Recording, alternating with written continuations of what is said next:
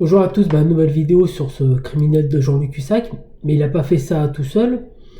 Donc suite à l'interview, il nous explique qu'il gagne des millions, mais là, quand on lui pose concrètement la question, vous allez voir sa réponse. On va venir sur les autres points qui ont été développés par Warning Trading et Nicolas Laforteza la dernière fois. Donc on a échangé un petit peu avant, en particulier pour voir les points que vous souhaitiez développer, sur lesquels vous vouliez répondre. Alors il y a un sujet qui est revenu à plusieurs reprises au cours de la soirée de la semaine dernière. C'est aujourd'hui, quelle est votre activité principale? Est-ce que c'est la formation? Est-ce que c'est le trading? Est-ce que c'est le conseil? Est-ce que c'est un mélange de tout ça? C'est un mélange de tout ça. D'accord. Et si vous deviez dire aujourd'hui la principale source de revenus, qu'est-ce que c'est? Je le verrai à la fin de l'année, là où j'aurai gagné le plus. Mais aujourd'hui, à cause de Nicolas, les formations, j'en fais quasiment plus. J'ai plus un nouveau client.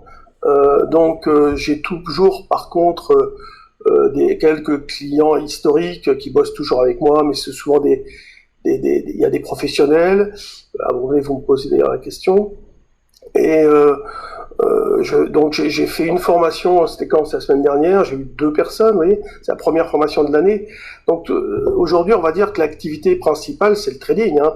Mais vous savez, les formations, j'ai commencé en 2007. J'avais commencé un petit peu en 99 et on faisait ça gratuitement au départ parce que on voulait emmerder certaines personnes. J'ai toujours été un peu rebelle dans ce monde. Et donc... C'est sûr qu'il est vraiment rebelle dans ce monde. Donc ce criminel de Jean-Luc Hussac, on va le retrouver là. Donc il nous dit, l'interview date du début d'année, donc on lui pose la question, comment tu gagnes de l'argent? Vous avez vu, il gagne pas d'argent à cause de moi, c'est quand même délirant. Et les formations, il les fait pour emmerder je sais pas trop qui. Et il gagne 1 million d'euros par an. Donc là, si vous voyez le prix de sa formation, elle est là, donc 2600 euros sur 4 jours. Et si tu prends un vent, tu as même une réduction. Donc le mec, il nous dit d'un côté qu'il gagne 1 million d'euros, qui fait des journées à 150 000 euros par jour, 230 000 euros par jour. Par contre, sur 4 jours, il te vend des formations à 3 000 euros. Ok. Bonjour, je suis Jean-Luc Hussac et je suis trader depuis 1982-83. Donc un peu plus de 40 ans, et je fais des options depuis 1980. Alors avant c'était les primes, on va dire depuis le début, et sinon depuis 1987 quand le marché est arrivé en France. Je vous propose donc une formation option les 28, 29, 30 mai et le 5 juin au matin, avec ensuite la possibilité de venir dans nos bureaux pour travailler avec nous, pour poser vos questions. Vous aurez... Donc là, la vidéo date d'il y a 15 jours. Donc on est vraiment en face de quelqu'un de complètement malade. Donc il peut donner une interview, dire moi les formations, je fais ça pour emmerder les gens. Dans la même vidéo, il te dit je vis du trading, mais il vend des formations. Et alors là, il est complètement déconnecté de la réalité. Faut vraiment que quelqu'un l'arrête. Donc là, il va vous expliquer qu'il a acheté des options 2 euros. Et dans l'après-midi, il les a revendues 70-80 euros. Et ça arrive souvent. Comment faut gérer ça? Ce qui est possible... Parce que parfois, vraiment, ces options jour, c'est incroyable. Hein. Moi, j'ai vu des choses, et assez régulièrement, où l'option, vous l'achetez à 2, et le soir, elle est à 70 ou 80. C'est l'histoire de Le fou. soir même. Il y a vraiment une spéculation qui est assez incroyable. D'ailleurs, ça pose problème, parce qu'aux États-Unis, maintenant, je crois que 30% des volumes, c'est la dernière demi-heure de cotation. Donc, c'est pas comme le CAC où c'est 50% au fixing, mais c'est quand même assez impressionnant l'impact de ces options sur les marchés actions. Voilà, donc on parlera du Bitcoin aussi, des options Bitcoin, il y en a. Donc si vous avez de l'intérêt... Donc voilà, il veut attirer des nouveaux clients parce que Jean-Luc Hussac est incapable de gagner de l'argent en bourse. Et à la limite, ça on s'en fout, mais le problème c'est qu'il perd de l'argent et il trafique ses comptes de trading. c'est un mythomane, c'est quelqu'un de criminel. Et il n'a pas fait ça tout seul. Donc pour ceux-là qui la connaissent, ça c'est la présidente, hein, l'équipe Perceval. Donc là, c'est Claude Valérie Cohen.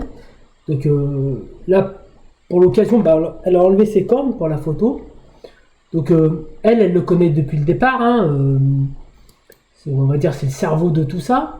Donc il joue un jeu de rôle. Donc dans les commentaires, on a marqué couple diabolique. Ah oui, c'est un couple diabolique. Mais c'est surtout un couple de dégénérés. Ces gens-là, ce sont des dégénérés. Donc en réalité, vous voyez, ça c'est un témoignage que vous pouvez trouver dans Warning Trading. Donc sa femme, il lève la voix, donc elle fait la pauvre petite victime, elle fait la femme battue. Alors les femmes battues, ça existe, et je peux vous assurer qu'elle, elle est tout sauf battue, hein, d'accord? Donc elle, Cusack, Cohen, c'est un mélange entre les Balkany et les Fourniret du trading, voilà. Et donc il y a eu quand même un client dans les années 92, Pascal, Jean-Luc Cusack nous dit qu'il n'a jamais existé, c'est une histoire montée de toutes pièces, qui est complètement faux. Évidemment qu'il a existé, et elle est là, elle l'a connu. Donc elle sait de quoi il est capable, d'accord? Elle sait de quel délire, de quelle mythomanie, bon après je sais plus quel mot employer, mais en réalité ça s'arrête jamais, vous voyez, ça s'arrête jamais, parce que personne ne les arrête, hein, et ça continue à encaisser de l'argent, on ne sait pas trop comment, et ils ont la belle vie. Donc là, il va parler de sa plus grosse perte. Il avait déjà fait voir cette vidéo. Donc, il n'arrive même pas à dire qu'il nous parle de sa plus grosse perte, mais il nous dit qu'il a quand même gagné. Donc, il nous parle d'un ami à lui. Donc, moi, je pense que c'est ce client-là, Pascal, qui est monté sur son toit en 1992, qui s'est donné la mort, et qui a écrit une lettre à Jean-Luc Cusack avant. Donc Jean-Luc Cusack nous dit que cette histoire est complètement fausse. Alors il dit pas que c'est moi qui l'invente, il dit que c'est des concurrents qui m'ont appelé pour me raconter cette histoire. Je peux vous assurer que Pascal a existé et qu'il lui a bien écrit une lettre, il s'est bien donné la mort, et que la Cohen, elle a vu tout ça et elle ne l'a jamais arrêté, comme le couple Fourniret. Voilà. Et la justice a été informée depuis le départ et personne ne fait rien. Donc là on va écouter son explication. En août 91, le jour de l'échéance du contrat futur, j'avais une position. J'avais un copain qui était renseigné, entre guillemets, de ce que faisait Chevreux sur l'échéance. Il m'a dit, Jean-Louis, t'es fou. À l'époque, c'était un prix, c'était celui de 16 heures. Et il me dit, Jean-Louis, reste pas comme ça, tu vas te faire tuer, tu vas te faire tuer. Putain, en général, je tiens mes positions. Et il était vraiment renseigné. C'est-à-dire qu'il s'est fait baiser aussi, hein. Et à 16h moins 2, je dis bon, ok, je me retourne. À 16h, j'ai explosé. Voilà. Mon copain était effondré. En fait, Chevreux, à l'époque, avait trouvé plus fort que lui. Et le marché avait été manipulé. Hein. Il y avait des manipulations fantastiques. Donc en quelques secondes, le marché s'était écroulé. Et j'étais dans le sens. Moi, j'avais été vendeur juste avant. Et je suis souvent vendeur, hein, parce que peut-être que dans ma vie j'étais traumatisé par 87, etc. Mais j'aime bien travailler vendeur parce que ça va plus vite aussi. Après, il faut voir comment on le travaille, mais bon. Et puis voilà. Ça. Et ce jour-là, vous voyez, par exemple, c'était en 1991. Claude Valérie est venu vers moi, elle a mis les deux mains. Elle m'a jamais reproché quoi que ce soit, mais comme elle faisait à chaque fois et qu'elle a fait pendant 20 ans, voilà. Enfin pendant des années, elle mettait les deux mains sur mes épaules. Elle me disait, bon, mon chéri, c'est pas grave, t'es en bonne santé, moi aussi, les enfants aussi, c'est vrai qu'il y a de l'argent, tu vas te refaire, t'es le meilleur, je t'embrasse, allez, c'est pas grave. Ça a été 20 ans comme ça. Et ce jour-là, c'était l'anniversaire, c'était le 31 août, et le lendemain, c'était l'anniversaire de notre fille, elle avait 2 ans. On est allé le soir faire un cadeau, acheter une poupée, c'est une anecdote, mais je vous la donne, c'était marrant. Et on arrive chez le marchand de poupées et il nous montre toutes les belles poupées. Alors il y avait des poupées à 35 €, 35 francs, 40 francs, 50 francs. Et puis il y en avait une à 2490 francs. Alors, quand t'es ruiné, tu te dis 2490 francs, c'est un peu beaucoup d'argent. C'était énorme à l'époque. Et puis on se regarde et puis on se dit, mais vu ce qu'on a perdu, on ne peut que acheter la poupée à 2490 francs. Et donc on a acheté cette poupée à 2490 francs, je m'en souviendrai tout le temps. Et ma fille s'en souvient encore parce que c'est Malicia, elle l'a gardée dans une petite boîte qui faisait papa, maman, dodo et qui bougeait les yeux déjà en 1991, Malicia, je m'en souviens très bien. Donc voilà, c'est ce jour-là que j'ai perdu beaucoup d'argent par exemple. Donc par contre, il te parle pas de son client qui s'est suicidé en 92, Pascal. Et alors vous allez me dire, ouais, 92, ça fait vieux, on sait pas. Non, non, Pascal, il a existé. Cusack, vous l'avez entendu, il faisait pas de formation avant. Donc à l'époque, il fourguait déjà ses conseils pourris, mais il avait le droit. Il faisait aussi sur Minitel, pour vous dire à quel point il n'a jamais été trader. Et ce qu'il faut bien comprendre, c'est qu'à l'époque, c'était Cusack, d'accord, en 92, c'est lui qui passait les ordres de marché. D'accord. Donc Pascal qui a été ruiné, c'est lui qui a passé l'ordre. D'accord. Et il lui a écrit une lettre. Donc elle est au courant. Elle l'a pas arrêté. Donc elle sait de quoi il est capable. Ils sont capables et ça a continué comme ça vitam aeternam. Et vous allez me dire qu'en 92, personne n'a informé la justice. Moi, j'y crois pas à 5 minutes. Je pense qu'il y a beaucoup de gens qui sont au courant. De toute façon, j'ai d'autres témoignages écrits que je vais donner à la justice.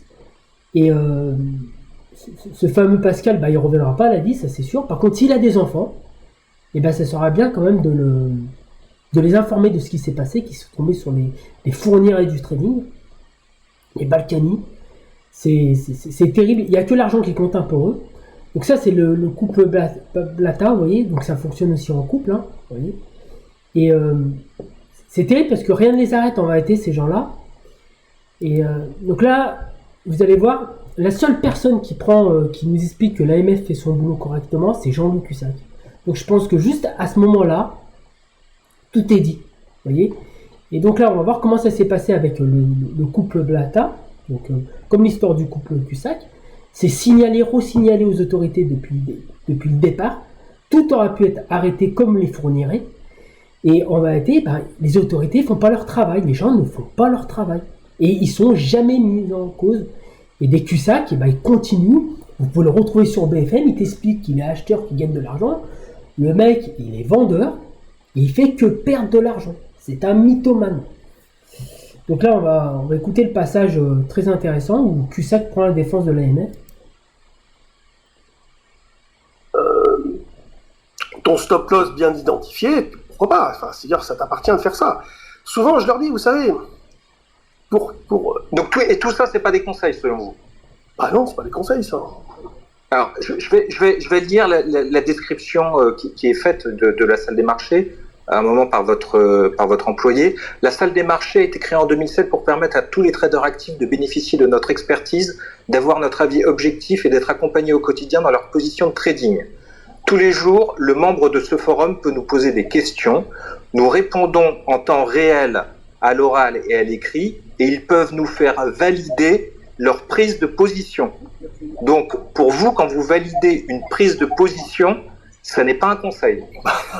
Non, justement. Alors là, pour le coup, vous pouvez écouter, elle est derrière lui. Elle dit, non, elle est derrière lui. Elle continue, elle l'encourage, tu vois. Je ne vais pas de dire la vérité. Non, ça continue à mentir. La définition de ce que vous venez de faire, ça me paraît clair. Alors, je vais vous donner les 5 critères d'un service de conseil en investissement selon l'article D321.1 du Code monétaire et financier qui transpose les dispositions du MIFID 2. Ces 5 critères, ça doit être une recommandation liée à un ou plusieurs instruments financiers, présentée comme adéquate. 4e point, diffusée autrement qu'au public. Et 5e point, auprès de clients. Qu'est-ce qui, d'après vous, ne colle pas par rapport à cette définition ?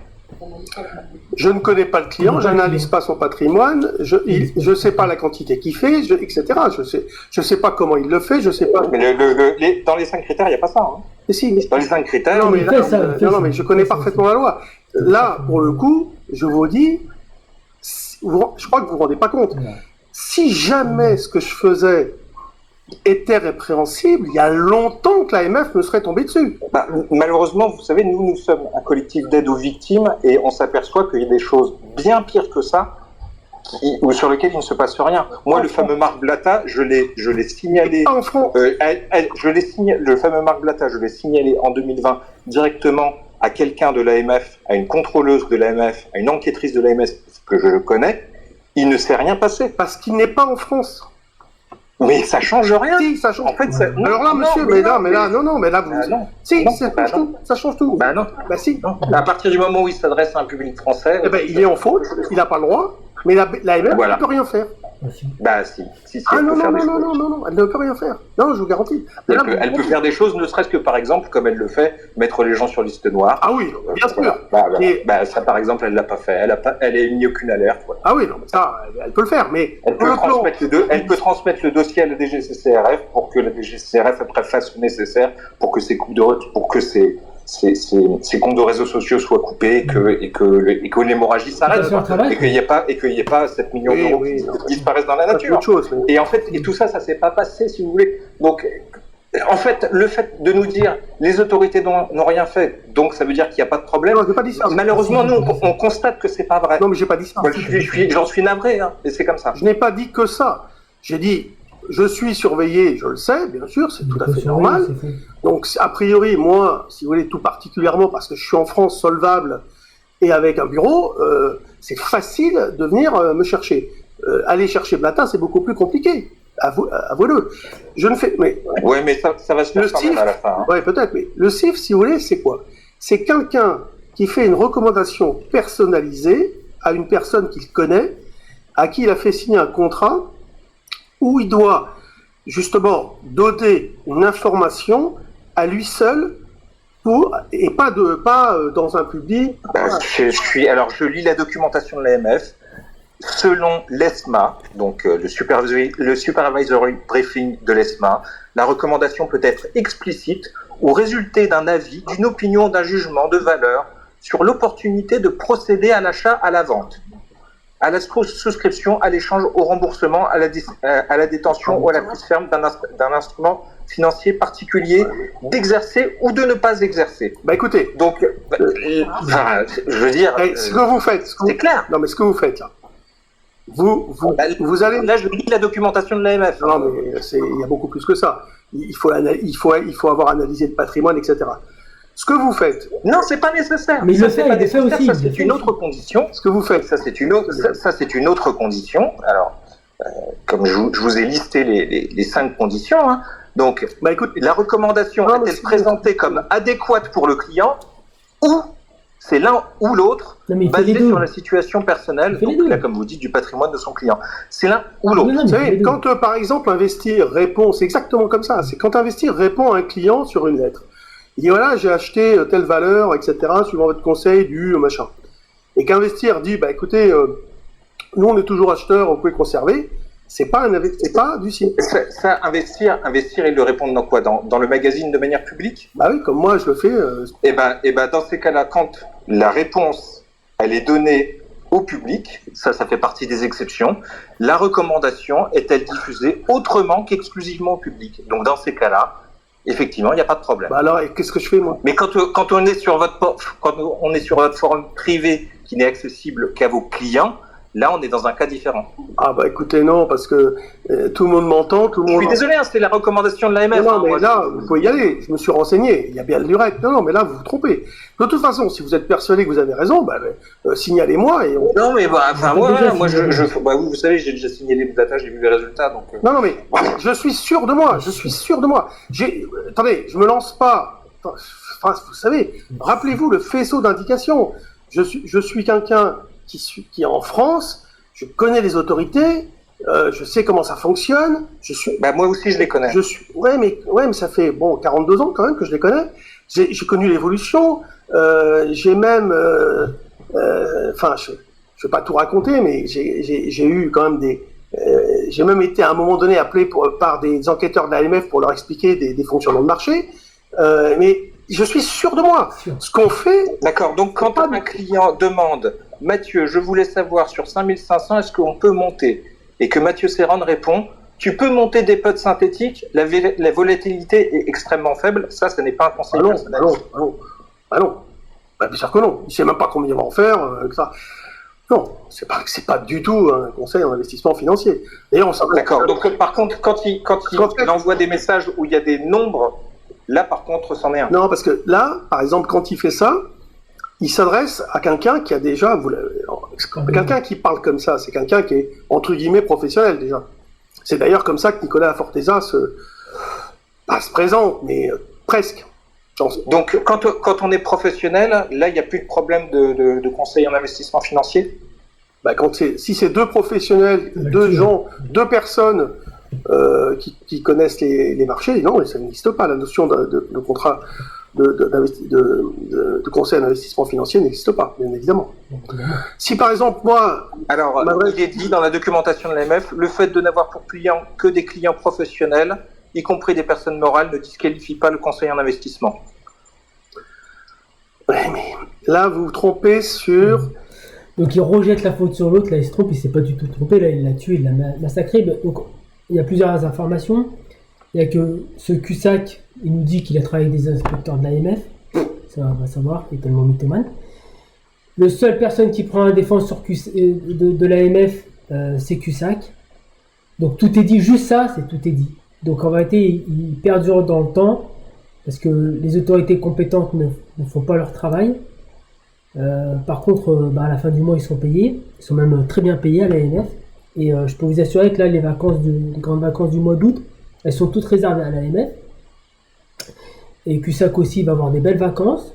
L'argent ça tombe du ciel et rien ne se passe, voyez. Et c'est ça qui est terrible. C'est comme ça que des mecs comme ça, pendant les émeutes, il y a quand même des mecs qui ont volé des canettes et ils sont allés en prison. D'accord, qui est normal. Et Cusack, c'est pas 7 millions d'euros, hein, c'est 40 ans de délire général. C'est terrible.